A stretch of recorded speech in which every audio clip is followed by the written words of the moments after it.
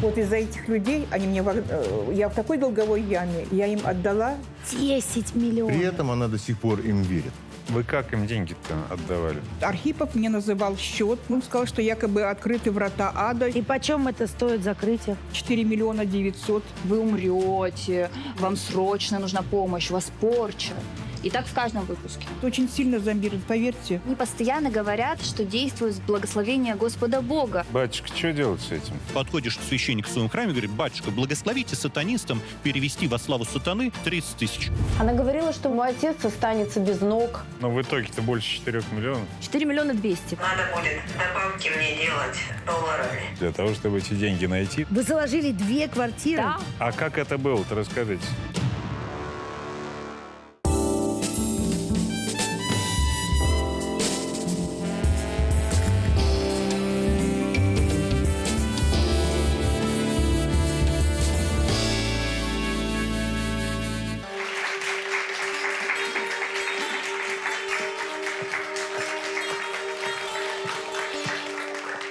Добрый день. Простите за улыбку, воспоминания заставили улыбнуться. Я прекрасно помню Кашпировского. Я честно сидела перед телевизором. делала вот Рассосалась, так. нет? Думаю, надо же подыграть дяденьке, он так старается. И бабушка меня спрашивала: ты что-то чувствуешь? Я говорю: да. Теперь, раньше был один Кашпировский, теперь их много. Кашпировский был бесплатно. А теперь за деньги. Пора с этим заканчивать. Это я сейчас настраиваю органы власти, да, на правильную волну. Сегодня в нашей студии Виталий Дмитриев. А вот что привело его к нам, сейчас узнаем. Здравствуйте. Здравствуйте. Так получилось, что моя мама попала мошенникам телефонным, и в результате она потратила колоссальную сумму средств. То есть она брала долги и свои сбережения. Сумма составляет 10 миллионов рублей. 10 миллионов. При этом она до сих пор им верит. А давайте с самого начала и поподробнее вообще. Как они ей позвонили, с чего все началось? Ну, так получилось, что наша родственница смотрела городской канал Санкт-Петербурга. Так. Там была реклама определенного центра. И она, может быть, дала ей телефон этого центра. Ну, наверное, из каких-то очень благих побуждений. Ну, видимо, да. А для чего? У вашей мамы какие-то проблемы? Ну, получается, у моей мамы инвалид дочка. Ваша сестра родная, да? Плюс дедушка инвалид. Так мама хотела вылечить их, что ли, с помощью вот этих целителей всех? Ну, видимо, да. Дальше И мама что? позвонила. В результате эти целители, так псевдоцелители, все ее сбережения, как бы сказать, у нее забрали. То есть она деньги переводила, все свои средства перевела и еще кредитов набрала. А ваша мама всегда такая доверчивая была? Или с возрастом стала? Ну, наверное, больше даже... когда я был еще молодым, периодически такое бывало. То есть у сестры бывали обострения. А что у нее? Эпилепсия.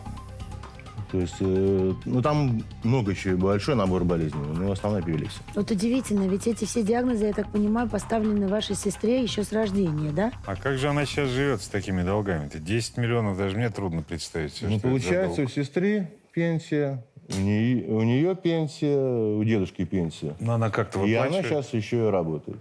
Она как-то выплачивает эти долги? Да, получается, сумма, которую она взяла в долг, это 2 миллиона рублей. И вы маме помогаете, Но я да? половину суммы это выплачу, которую она занимала у знакомых. Мы с вашей мамой встретились, с Людмилой Анатольевной. Давайте послушаем, что она нам рассказала. Сегодня в эфире с вами я, экстрасенс, ясновидящая Асия. Почему у вас нету здоровья? Почему вам просто в жизни не везет? Это порча. Я уже это слышала. Вот этот голос, она похожа на мою целительницу, на той, с которой мы работали, на Еву. То же самое. Все говорили, что у меня сын умрет внезапной смертью, что у меня дочка тоже умрет. Вот из-за этих людей, они мне, я в такой долговой яме, я им отдала вот 10 миллионов 230 тысяч. Я очень хотела спасти свою девочку. Я была уверена, что только они помогут мне спасти Катю.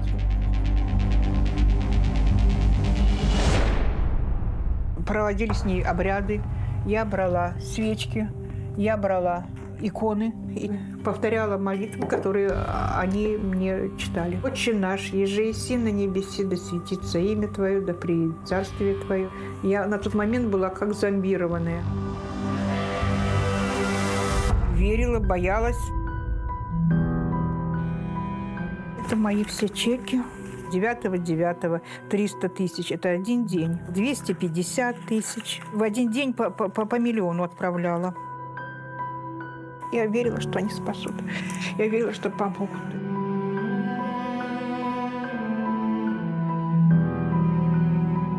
Людмила Анатольевна приехала к нам в студию. Сейчас выйдет сюда. Здравствуйте. Здравствуйте, Людмила Анатольевна. Сынок, ты не прав.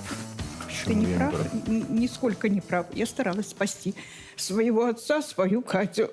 От чего вы Мы хотели спасти? год назад лежали в больнице, у нас ковид был. Нас обследовали, у нас никакой онкологии не было. И вдруг у нас сейчас онкология. У Кати появились приступы эпилептические. У такие. кого онкология? У Кати и у деда, и у отца. А вы уверены? Обследовали, у нас подтвержденные диагнозы. Да.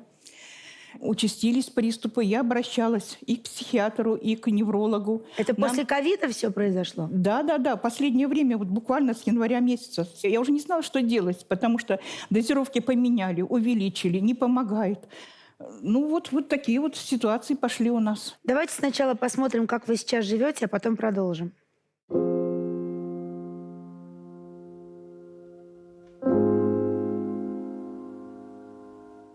Давай пойдем, хорошая. Все, нет. Катя. Так, давай, доставай. Спа сдали. Паста. Умничка. Вкусная паста, правда? Молодец, вытирайся, выключай, вытирайся. Вот так.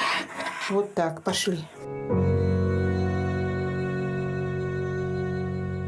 У меня дома 2 инвалида. Отец пожилой человек, ему скоро 90 лет. Я лекарства раскладываю, памперсы меняю, кушать готовлю. Поешь, а потом лекарства, ладно? Пойдем погуляем? Пойдем. Сейчас. Пойдем. Катя, подожди, надо одеться. Тихонько.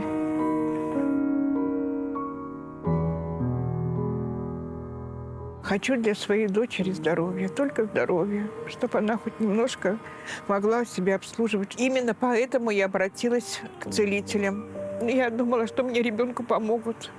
Надеялась, понимаете, просто материнское чувство. Я боюсь всего, что я останусь с инвалидами на улице, потому что за долги мне могут отнять жилье. Вот скажите, вот если бы эти 10 миллионов вы потратили просто на качество жизни ваших родных, им бы легче было? Естественно. Ну, значит, вы совершили ошибку все-таки. Ну, вы знаете, у Катерины, вот видно даже на фотографии, что у нее какие-то полукруги на Так они этом помогли от этих полукругов на лице? Оставьте. Это жулики и мошенники. Вот, это... то есть вы им не верите, Конечно, да? нет. Я сразу ходила, писала заявление. Вот в моменте же вы поверили и 10 миллионов отдали. Как это все произошло? У Катерины появились какие-то приступы, которые не купируются, ни препаратами. А когда это было? Это было в январе месяце. Начала кричать так, что, знаете, сильно, на весь дом, что называется. И вам дают вдруг телефон, да, какого-то центра? Дают, центр Международного центра парапсихологии. Соединили, значит, назначили якобы целительницу Еву. Мы с ней пообщались по телефону. Она мне заверила, что, значит, финансово они не заинтересованы, что они получают зарплату от города. Что, значит, только нужны артефакты, с которыми они будут работать. Это будет залоговая стоимость, какие-то там проценты от залоговой стоимости. То есть вы их как бы в аренду берете? Да, в аренду, они работают с ними. Дальше они якобы очищают их и сдают вот этот федеральный... А кто с вами общался непосредственно? Станислав Николаевич Архипов. Это кто? Менеджер? Это какой-то? типа менеджера, Ага, да. понятно. Ну, он мне прислал фотографии. В глаза я его не видела. С паспортом вот С так паспортом, прислал, да? что это якобы он есть. Угу. Он мне звонил. звонил и говорил, что у вас сейчас будет обряд. Я даже не придавала особого значения, потому что это были иконы, это были свечи и молитвы. Вы как им деньги-то отдавали? Значит, Архипов мне называл счет, на какой надо было отправить, и я отправляла. Какие суммы? Большие разные суммы. Начиналось с 20 тысяч до 1,5 миллиона.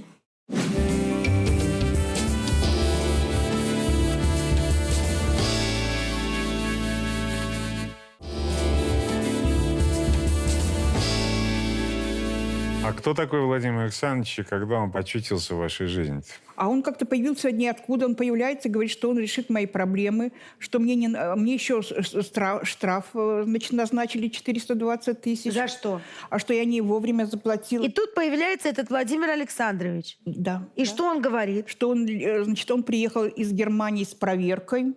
Этого центра? Этого центра, да. И что он решит мою проблему, что мне не надо платить этот штраф. Он говорил, что в вашем доме многоквартирном открыты врата ада.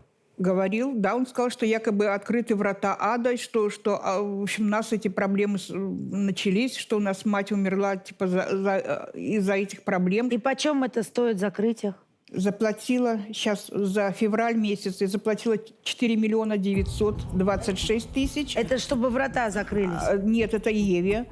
Дальше я заплатила за март месяц 2 миллиона 200 тысяч. Владимир Александрович вам правда говорил, что Архипова арестовали? Да, он сказал, что Архипова арестовали, что якобы надо, значит, арестовали счета центра, и они не смогут вернуть мне денежные средства, и чтобы спасти Архипова и мои денежные средства я должна, 294 тысячи отправить. Заплатили?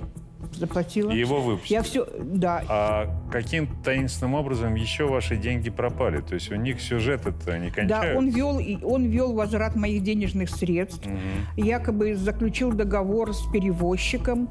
Значит, везли на какой-то машине. Я говорю, давайте, если это перевозчик, значит, я приеду сюда, в Москву, То есть заберу вам свои наличными деньги. везли? Да, наличными. И? Нашли машину на обочине дороги. Ни водителя, ни денег якобы не было. Ага. А вас просили застраховать? Да, почти миллион страховка стоила. И якобы страховая компания на себя взяла обязанности, чтобы вернуть мне денежные средства. И? И до сих пор я получить их не могу. Получается, за 4 месяца 10 миллионов? 10 миллионов 230 тысяч. Чистыми деньгами я отправила. Так а почему вы продолжаете им верить? Вот про что мы хотим у вас спросить и узнать. Нет, я им не верю. Не верю А почему номер телефона не поменяете? Мне дочка инвалид. У нас связи с врачами. Ну что, будут знать врачи новый номер? Ну, может быть. Огромная трагедия заключается в том, что это всегда семейная драма. Это не страдает какой-то один человек. Это страдает целая семья, несколько поколений. И вот сегодня то, что мы видим из наших героев, например, я хочу сказать вам, что ваша мама в ужасном положении сейчас. Она ваша мама. Она понимает, что она всю семью в эту яму посадила. Она испытывает огромное чувство вины. И она находится в психологической травме. Просто окажите поддержку, все остальное потом. Сохраните хотя бы ее здоровье сейчас. Вы написали заявление в полицию же? Да. И что, результат какой? В следственный отдел никакого результата. Я обращалась в прокуратуру, и уже снова возобновили уголовное дело. Вот в том-то и дело, что давайте посмотрим. Предварительное расследование по уголовному делу приостановлено в связи с неустановлением лица, подлежащего привлечению в качестве обвиняемого. А никто не расследовал? Это позорище. Вы обратились в прокуратуру, то есть уголовное дело продолжается. Продолжается. То есть прокуратура заставляет этих все-таки лоботрясов работать. Правильно? Верно. Мы провели собственное расследование, разумеется.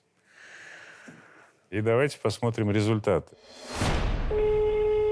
Горячая линия, здравствуйте. Добрый день, меня зовут Ирина. Я бы хотела поговорить со Сией, хотела бы к ней обратиться. После эфира в течение часа с вами связан специалист со своим помощником.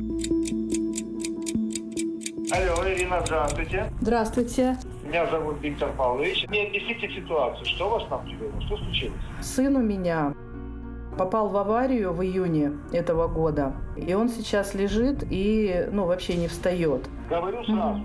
Вы обратились не просто к ОСЕ, вы обратились в Международную ассоциацию энергетики Медицины. Мы словами не разбрасываемся. И у нас в центре работает больше 500 человек. Мы работаем только с благословения Господа Бога. Иконочку найдете с женским ником? Любую, какая есть. Стакан обычной проточной воды, 3 щепотки соли отдельно на тарелочку. И было бы хорошо, если бы вы нашли фотографию. Осия будет в это время входить в такое полутрансовое состояние, будет вопрошать Господа Бога, чтобы он ей показал видение.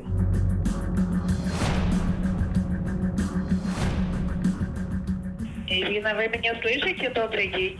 Это Ксения.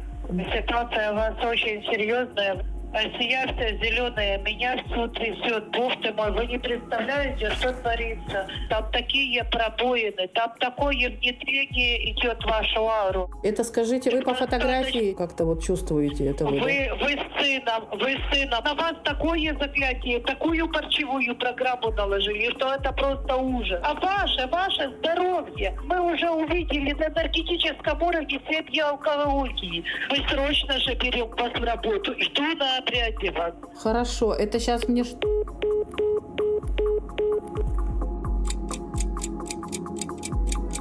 Теперь касаемо инструментов для специалистов. Общая стоимость всех нужных инструментов 18 400 рублей. Отправляете куда? Московская область, Сергиев Посад, Лавра, под руководством Московского патриаршества. Давайте позовем в студию корреспондента нашей программы Александру Сахарову, которая как раз вместе с нашей съемочной группой и пыталась разобраться, кто эти люди на том конце провода, чем они заняты. Саша, идите к нам, пожалуйста. Здравствуйте. Здравствуйте. Ну, то я так понял, что в эфир вам не удалось дозвониться. В эфир мы не дозвонились, да мы бы и не дозвонились никогда в эфир на самом деле, потому что это записанная программа с подставными людьми, и гадалки там, сидят, отвечают по сценарию. А как вы это поняли? Перед тем, как посмотреть программу вот эту и провести расследование, я несколько недель смотрела выпуски этой программы. Вы с ума не сошли? Сошла.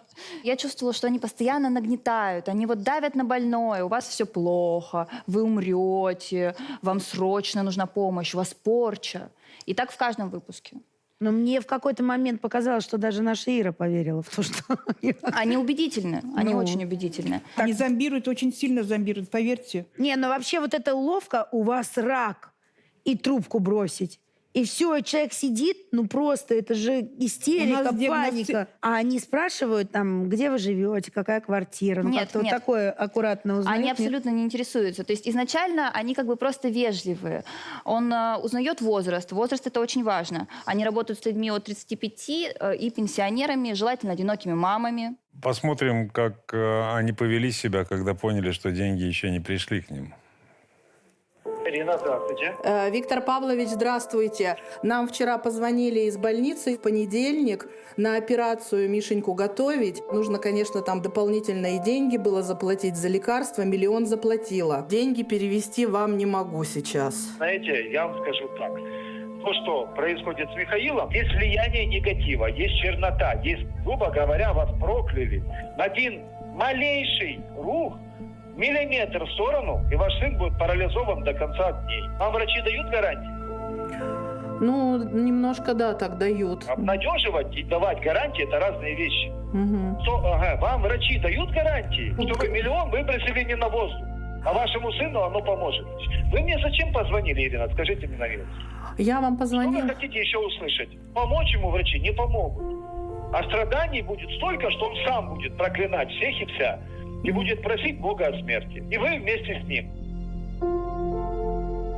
Какая же тварь редкая. Это также мне лишали родительских прав, если я не помогу ребенку. Это Ева лишала меня родительских прав по суду, потому что я не помогаю ребенку. Обращу внимание, что они постоянно говорят, что действуют с благословения Господа Бога. Так они адрес даже называют. Сергиев, Посад, Лавра. Любой человек подумает, как, если я в Лавру деньги отправляю, неужто там мошенники какие-то сидят? Батюшка, что делать с этим? Надо понимать, что сатана – это мартышка Бога. По сути, вы вкладывались против своей дочери. Вы свою дочь посвящали сатане. Если параллельно ты вроде и ходишь в храм, и ставишь свечки, и зовешь священника, это не облегчающее обстоятельство, а отягчающее. Потому что если человек совсем атеист, безбожник, и вот он решил поклониться сатане. Он из нуля ушел в минус. А если христианин пошел поклониться служителям сатаны, он просто отступник от Бога. Поэтому верующий человек, если вам кто-то по телефону говорит, вот, во славу Божию, от Господа Бога, ты идешь, подходишь к священнику в своем храме и говорит: батюшка, благословите сатанистам перевести во славу сатаны 230 тысяч. Если увидите, если батюшка вас благословит, то идите и делайте. Если батюшка говорит: нельзя, кайся, да, то не делайте, ни в коем случае. Ну, давайте еще добавим, что в Троицко-Сергиевской лавре никаких организаций, связанных вот с подобной хиромантией, да, нет, не было и никогда не будет. Дьявол по-гречески значит клеветник. Это клевета на лавру, клевета на патриархию, клевета на всю церковь. Потому что церковь задача спасения людей, чтобы людям было легче. А сатане задача людей помучить здесь и потом еще в аду мучить продолжать. Понятно. Спасибо. Людмила Анатольевна сама вышла на мошенников, а вот Ирину Чепец гадалка нашла. Да причем нашла в новогоднюю ночь. Чудо-то какое! Да, давайте на экран посмотрим.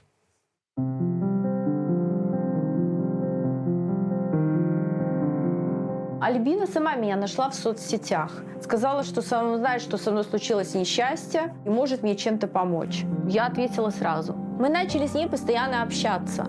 24 часа в сутки я была абсолютно только с ней. Она заменила мне всех. Она говорила, что моим близким угрожает опасность, что мой отец останется без ног, что с дочкой будут происходить несчастные случаи. Она говорила, что надо срочно ставить защиту. Я все время ей переводила деньги. Сначала 17 300, потом 20, потом все больше и больше. Надо будет добавки мне делать долларами. Потому что этих рублей слишком мало для твоей работы в долларах. Она насчитала 33 тысячи долларов. Я даже заложила 2 квартиры в Крыму в центре Ялты. На данный момент у меня вот ощущение, что это все не про меня, как будто я в каком-то страшном кино. У меня осталось долга 3 800 000. Альбина исчезла. Она оказалась мошенницей. Ирина Чепец приехала к нам в студию. Давайте ее позовем. Ирина. Здравствуйте. Здравствуйте. Вы знаете, Мила что... Анатольевна, я вам очень сочувствую, очень вас понимаю. Я думаю, что все будет хорошо. Да уж хорошего куда-то. Вы ведь травму, ожог глаз, получили когда? Я получила с 31 на 1. А что случилось-то? Как получилось? Я собиралась, как я обычно, на Новый год еду домой. Я собиралась 1 числа уехать в Крым, в Ялту. Я сидела, думаю, сделаю я себе пилинг как раз перед поездкой. Вот. Все было готово, пошла делать пилинг, и у меня соскакивает рука, и пилинг попадает в глаз. И начинается просто жечь так, я не могу вам передать. Кислота в глазу. Я бегаю, не знаю, что мне делать, у меня не получается ничего. Я промываю его, ничего, еще больше и больше. Потом я вижу, что я уже начинаю терять зрение. Я позвонила своей сослуживице, с кем я работаю, своей управляющей. Она, бедная, ко мне приехала, и она меня отвезла вот в эту 12-ю больницу. В общем, там меня обслужила врач. Она, кстати, спросила, говорит, вы одна живете? Я говорю, да, одна живу. Вот. И все. И вот 1 числа я уже лежала дома.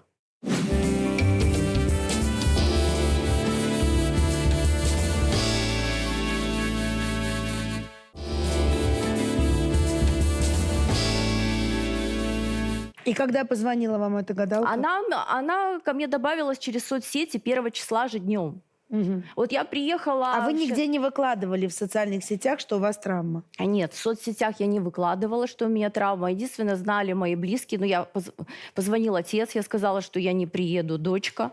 Это вот. вряд ли было источником информации. Вот. Да? А вот приемное отделение и врач... Которая еще поинтересовалась, с кем вы живете. Да, и самое интересное, что я хочу сказать, я просто озвучу это. Когда мне проводили извините, я нервничаю. Понятно. Вот, судебно-психологическую экспертизу, мне попросили, чтобы я принесла справку оттуда. Когда поехала я туда за справкой, оказалось, что я не была там оформлена. Там нет моих данных. И эта врач, которая меня осматривала, ее тоже нет. Тот, кто дежурил, мне привел, я дошла до зав.отделения. Зав.отделения привел мне человека, который должен работать в этот день. Это была не та врач. В общем, в итоге никто не нашел, Кто меня обслуживал в этот день? И Эта женщина и исчезла. И в приемном отделении ваших данных нет? Нет, и в приемном отделении моих данных нет. Но это уголовное преступление. Что вам сказала Альбина-то? Да, и как долго вы с ней Когда всё-таки написала в итоге социальных общались? сетях? Написала, что она знает, что у меня несчастье и может мне помочь. Я начала с ней общаться. И? Вот. Она мне позвонила не 1 числа, а 2 числа. Позвонила со мной, вышла на видеосвязь. Вот, очень внимательно посмотрела мне в глаза, сказала, что все будет хорошо, попросила меня перевести ей 1000 рублей за диагностику. Я говорю, ну ладно, короче говоря, я перевела 1000 рублей за диагностику глаза. Ну и дальше все началось. Она стала выходить на связь со мной по 5 раз в день где-то, вот так вот. Это была видеосвязь? Или Видеосвязь.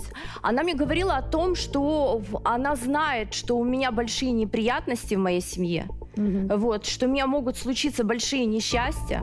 Вот, что я самая сильная в семье. Если я не обращу внимания, у меня погибнет вся моя семья. Я почему спросил, на видеосвязь она выходила или нет? Поскольку мы знаем, есть приемы действительно нейролингвистического программирования, которые предполагают еще и контакт, видимый контакт, да, с клиентом. Ну вот экспертиза и подтвердила, что там А было вот воздействие. экспертизу вы делали Это НЛП? в рамках чего, да? В рамках уголовного дела. То есть вы написали заявление, и Да, в рамках уголовного дела была назначена Да. экспертиза.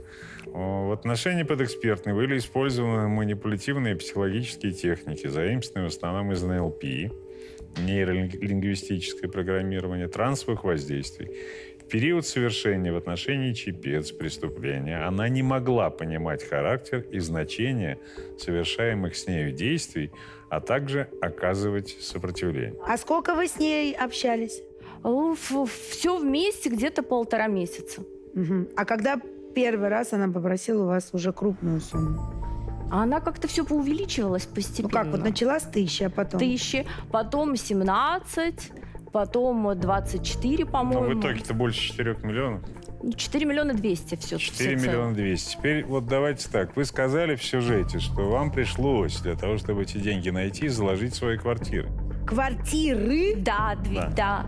2? Да. Вы заложили 2 квартиры? Да, А да. вот Но вы расскажите, понимаете, как? нормальный человек в нормальном состоянии единственный свои 2 квартиры заложить не может.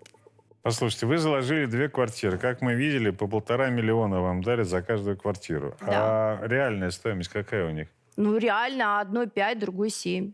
Это так вот среднее. То есть вот тогда вы вообще не соображали? Нет, я вообще не А соображала. кому вы их заложили? Тем людям, которых она нашла. То есть это тоже ее люди? Ну да, она нашла их. Сейчас что происходит в вашем уголовном деле? На данный момент ее найти не могут. Ваш адвокат нам может поподробнее об этом рассказать, да? Нам были предоставлены все документы в отношении вот тех лиц, которые совершали противоправные действия в отношении Ирины уже в городе Москве. У нас есть фамилии, имена, отчества, паспортные данные, клички, контактные телефоны. Но вот на сегодняшний день, насколько мне известно, никаких оперативно-розыскных мероприятий в отношении них не проводится. Угу. А с квартирами-то что? Ну, квартиры сейчас находятся в залоге, и на них наложены обременения в виде ареста уже в судебном порядке. Ваша дочь и отец ваш, которые все-таки тоже рассчитывали на то, что эти квартиры как-то им для жизни сгодятся. Конечно, да. Сгодятся, да. Они не знали о ваших заключениях довольно долго, верно? Да, я молчала, потому что когда я пришла в себя, я уже поняла. А когда узнали они от вас, конечно, не отвернулись, но жизнь их разделилась на до и после. Да, жизнь наша всей семьи разделилась на до и после. Вот считай, жизни не стало, вот той, какая была. Давайте вот честно. мы с ними поговорили, давайте посмотрим, что они нам рассказали.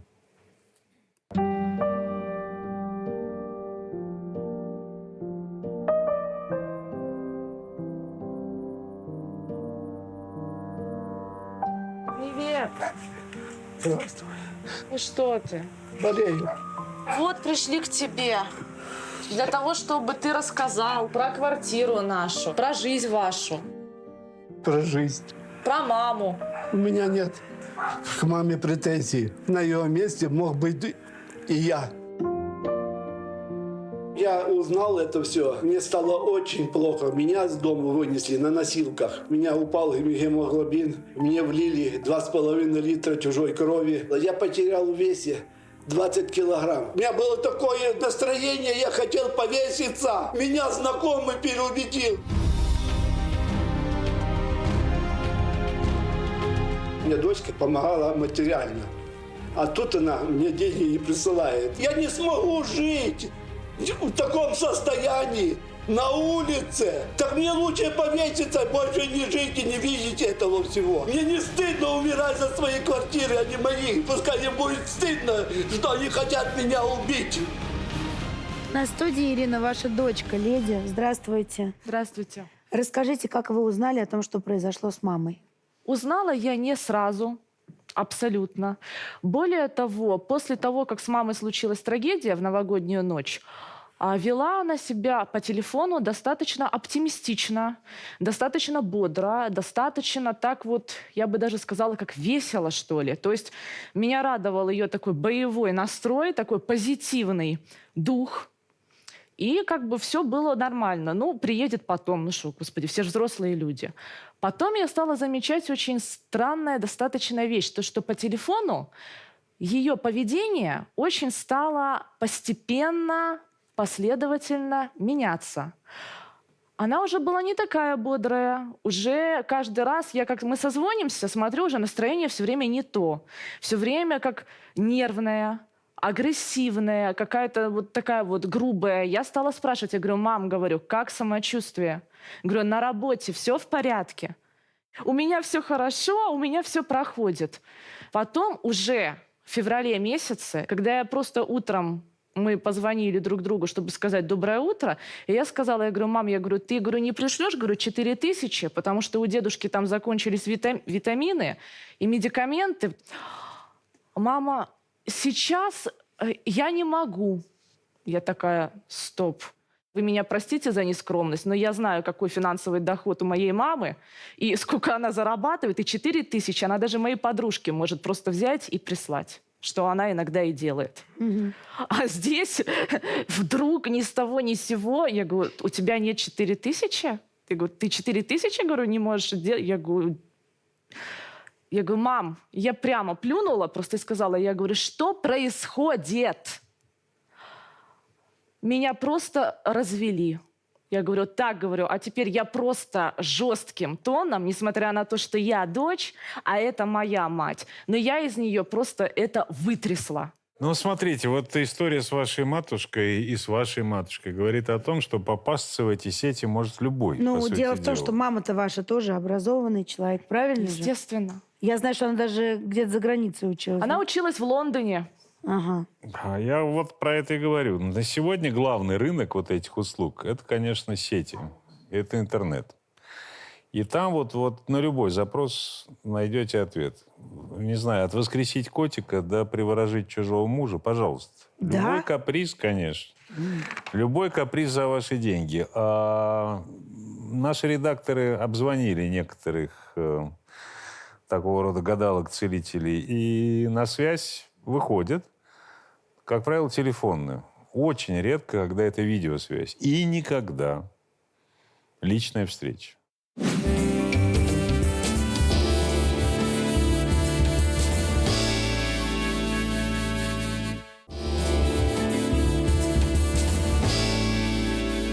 Так вот, чтобы наглядно показать вам, какими методами и сценариями эти гадалки пользуются, мы решили эксперимент провести.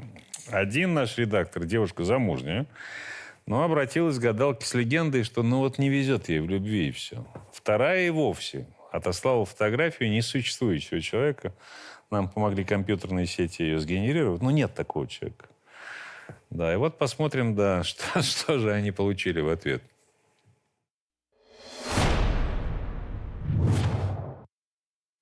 Здравствуйте. Здравствуйте. Смотрим вас. У меня просто, понимаете, не складывается с мужчинами. Вы пустая. За вашей спиной стоит крест. Крест одиночества. А здесь только одно нужно. 4. Вам назову 3 суммы, а вы берите сами. 28, 38 и 48 тысяч. Есть еще больше. Но оно стоит 78 тысяч. Туда идет все. На всю жизнь. Это делается один раз и конкретно. Главное, чтобы вот здесь и вот здесь хотела. А вот это найти можно. А вот это сегодня есть, а завтра их нет.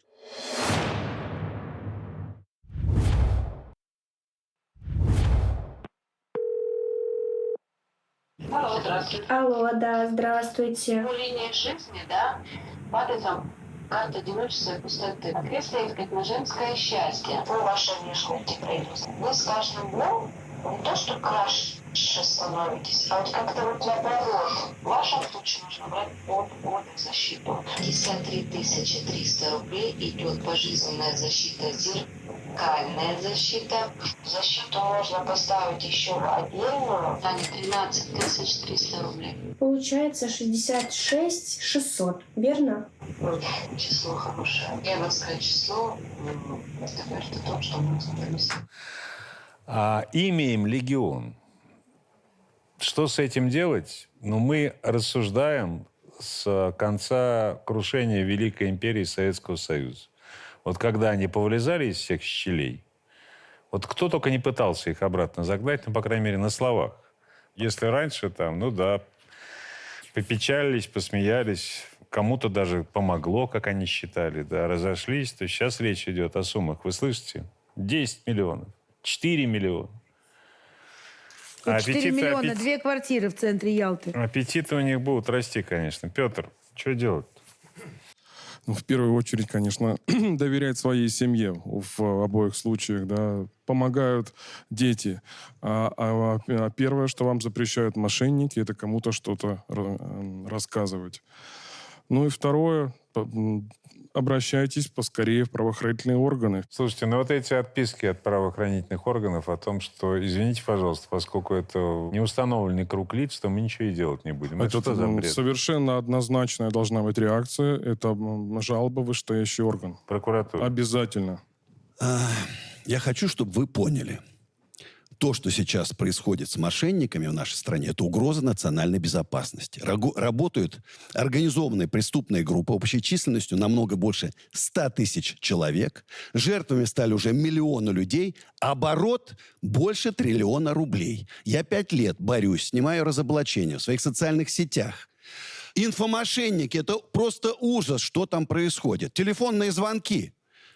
НЛП, саентология, гипноз. Действительно, люди становятся зомби. Зомби. Вот мой свежий случай. Еду в свою любимую усадьбу Гребнева, Ивантеевка, и случайно обращаю внимание. Огромная вывеска «Международный университет магии и колдовства».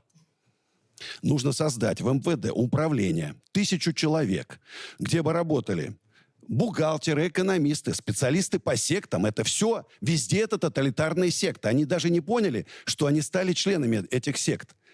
Нужно создать, нужно резко ужесточить наказание. Ну, например, в Америке 150 лет Медов получил.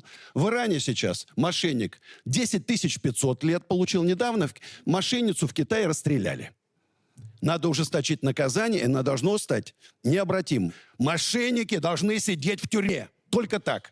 Вот сейчас, в 21 веке, обращение к гадалкам и экстрасенсам гораздо больше, чем к психологам. Почему? Потому что гадалки и экстрасенсы обещают быстро, дешево, навсегда, и делать ничего не надо. И все делается для того, чтобы сначала небольшую сумму заплатить, а дальше человек платил больше, больше, больше. Его запугивают и держат на крючке. И когда нет опоры внутри на себя, и когда действительно очень тяжело, то есть риск снова попасть в лапы этим мошенникам. Конечно, печально, что вы попали, и прям, ну, действительно нехорошо становится, когда представляешь на вашем месте, простите, кого-то из близких своих людей, а такое может случиться с каждым в нашей стране. Вот наш редактор, когда выходила в студию, она говорила, что они работают с определенным возрастом, да, с 35 лет. Действует это больше на нас. Дети в современном мире, мне кажется, гораздо больше уже ориентируются, понимают. Поэтому надежда на подрастающее поколение все-таки есть. Мой сын говорил, что я его избила ножкой от стола. Здесь нет ножек, он сплошной. Как это вообще произошло? Я употребляла алкоголь. А в баню вы с кем поехали? Я и мой сожитель. Ты была под каким-то кайфом. Алкоголь, да, а остальное... И это у тебя нет. тоже остальное все замечено. Что у него было? Кровь лилась или что? Синяки, где-то ссадины. А откуда вы узнали, что она его избила? Мне дочь позвонила, сказала, там тетя Лиля Сашу избивает очень сильно. Это вы кого хотели расшибить? Ребенка все-таки били. Ну, не палкой. Ребенок врать не будет. Ты почему правду-то сама не рассказываешь? Молчишь. А в чем правда?